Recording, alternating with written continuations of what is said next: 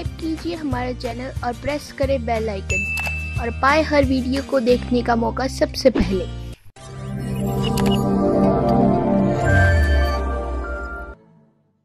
जब ये शरीर छोड़कर जाता है तो परमात्मा के दरबार में जब इससे अकाउंट लिया जाता है तो ये क्या कहता है, भगवान मेरे को पता नहीं लगा,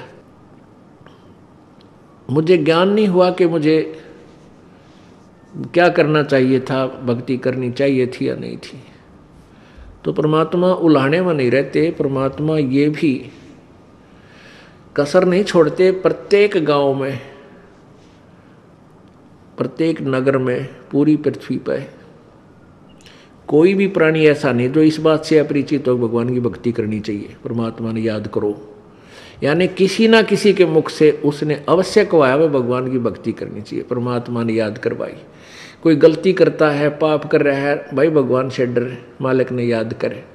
यानी इस तरह की प्रेरणा प्रत्येक प्राणी तक मालिक ने पहुंचा रखी होती है। फिर दूसरा ये होता है, जैसे आप जी गए हुए हो, आप प्रत्येक भाई को, बहन को, मित्र को, सहेली को, कोई रिलेटिव है, संबंधी, उनसे अवश्य ये चर्चा करते हो कि भगवान की भक्ति करो और भक्ति का मार्ग ये है, वो भक्ति का साधना ठीक नहीं है। तो भले ही वो नहीं मान रहे हैं तो उनका दुर्भाग्य है। जब वो सच्चे दरबार में जाकर खड़े होंगे उनका कोई पुण्य उनके साथ होगा नहीं, क्योंकि भक्ति शास्त्र विरुद्ध है। गीता जी अध्याय नंबर 16 के श्लोक नंबर 23 में कहा कि अर्जुन, शास्त्र विधि को त्याग कर जो मनमाना आचरण करते हैं, मनमाने आचरण का अर्थ है जो अपनी मर्जी से लोक वेद के आधार पर, सुनी सुनाई कथाओं के आधार पर, ज्ञान के आधार से पूजाएं करते हैं, वो मनमाना आचरण कहलाता है, जो वेदों और गीता में वर्णित नहीं है। जो शास्त्र विधि को त्याग कर मनमाना आचरण करते हैं उनकी ना तो कोई सिद्धि होती है, ना उनकी गति होती है, ना कोई सुख होता है, यूजलेस। तो जो साधना आप कर रहे थे वो तो उनके पास साथ भक्ति धन हुआ नहीं और पापों की गठड़ी बंध गई पूरी। पाप बहुत इकट्ठे कर लिए, क्योंकि पाप तो दिन में बिना गिनती के होते हैं और पुण्य करने के लिए विशेष व्यवस्था करनी पड़ती है, गुरु बनाना पड़े। फिर जैसे गुरु जी बताओ वैसे साधना, पूर्ण गुरु, नकली गुरुओं से पूजा नहीं, ना उनकी कोई द्वारा बताएगी साधना से लाभ होने वाला। तो ऐसे पूरा गुरु मिले, फिर आप सच्ची लगन से, सच्चे तरीके से लगे, तब पुण्य बने। तो पुण्य तक कोई उनका बना नहीं, पाप की गठड़ी बंद गई। फिर वहां जा खड़ा हुआ धर्मराज के दरबार में। अब वहां ये एक बहाना बनाता है कि भगवान मुझे किसी ने बताया कोई नहीं, भक्ति कर ले। तब इसका फिल्म चलाता है परमात्मा। ये सब आप जो भी बातें जिसके साथ कर रहे हो, वैसे कोई गुप्त का गलती कर रहा है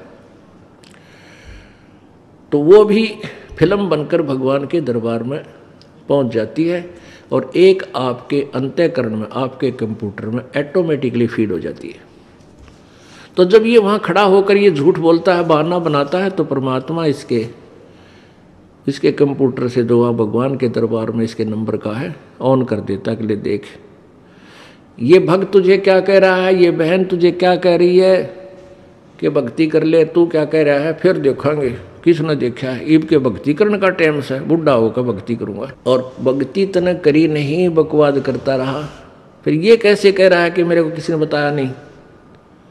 फिर ये यूं कर ले है, नीची गर्दन। भगवान गलती बन गई, बन गदा। अब गलती की सजा दूं मैं, मेरे पास और कोई विकल्प नहीं। जिसी तू करेगा वैसा फल दे दूंगा। तेरा पुण्य होता तो स्वर्ग भेज दूं, हो देवता बना दूं, पुण्य नहीं है तो बन गदा।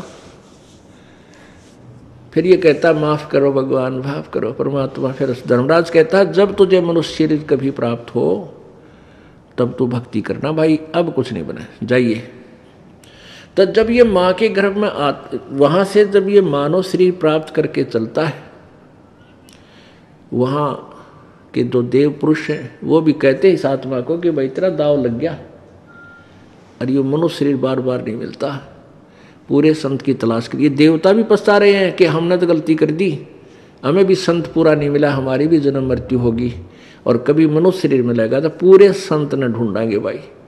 इन अधूरे संतों के आधार पर हमने भक्ति कर ली, हम पार नहीं हो पाए, हम फिर जन्म मृत्यु में। तो आने वाले मानव शरीर प्राप्त करने वाले को प्रत्येक ने एक सलाह देते हैं कि तेरा दाव लग गया भाई, भक्ति करिए, बकवाद मत करना।